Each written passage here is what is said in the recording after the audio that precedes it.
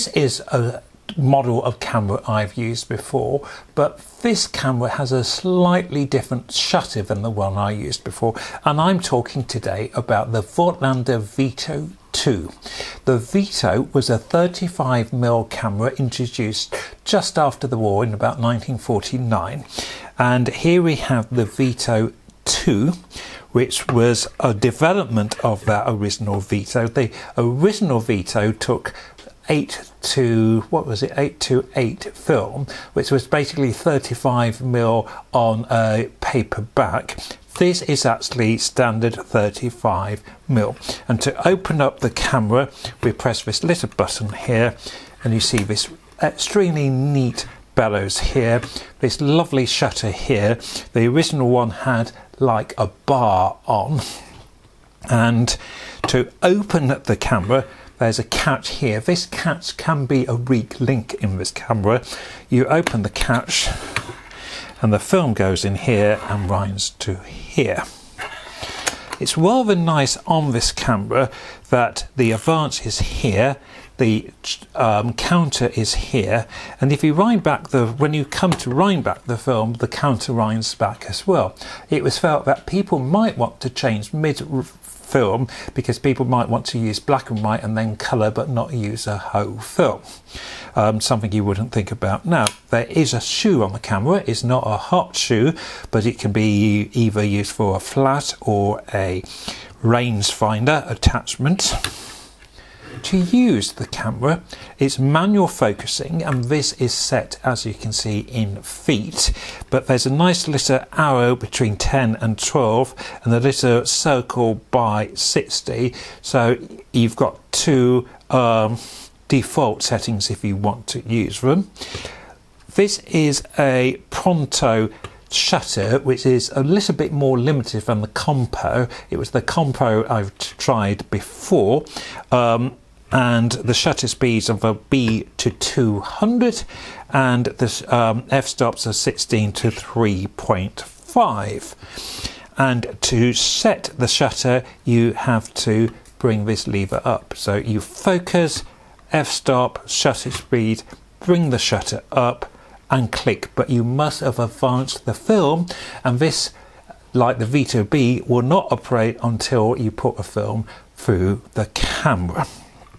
To close the camera, just press that. It's an extremely neat camera, really convenient. I have, as I said, used them before, and I've been really pleased when I used them before. And this should be, yes. Sorry, yes, it is turning. There's not a lot more to say about this. It came out, as I said, in about the Vita 2 came out in about 52, 53. And that is about it. Oh, to wind the film back, I will mention that you have to turn this lever here and you turn this rewind here. It can be a bit of a pain. When it hasn't got a lever, you think it's going on forever and ever. It's a very neat little camera to use. You do have to think about it a bit. You do have to set your aperture and your shutter speed. However, I really like using it. Let's see how I got on when I used it. For today's photo shoot, I went to Salisbury in Wiltshire, and it was in February time, and it was quite cold, but I was really pleased with how this camera performed.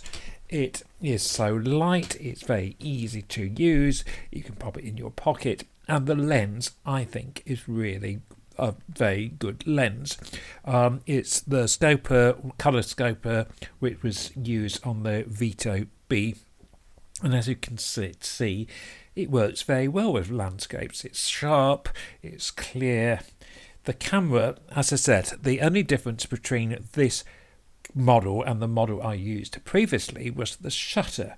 This shutter, the Pronto, performed absolutely fine. If you read online, some people say that the Compo was slightly more reliable, and some people say the Pronto was. The only major difference is I think this had a maximum shutter speed on this camera of 200th of a second, and I think it was 300 on the previous model. But as I said, I really liked using this camera. Yes, you have to focus. You could use the shoe and put a little rangefinder in. You need to take your aperture, shutter speed. You need to take a light reading. I'm using the Sunny 16 rule here. I was on about f8, which seemed to work quite well. Remember, modern black and white films have a very high latitude, and even with scanning, I wouldn't say you can get away with gross under or overexposure, but it's amazing what you can pull out with the curves. I didn't have to do this with on any of these photos. It was all fine. As I said, I think these are great little cameras. They are reasonably priced. Here we are in Corfe Castle, so I've moved back to Dorset, and again the clarity of this lens is lovely. So if you want to have a bit of a go with a bellows camera, and I find these very reliable. I've had a few of them. The very early ones, the Vito 1, I will be a bit careful of, but the Vito 2 works really well in my experience. Thank you for watching. Bye for now.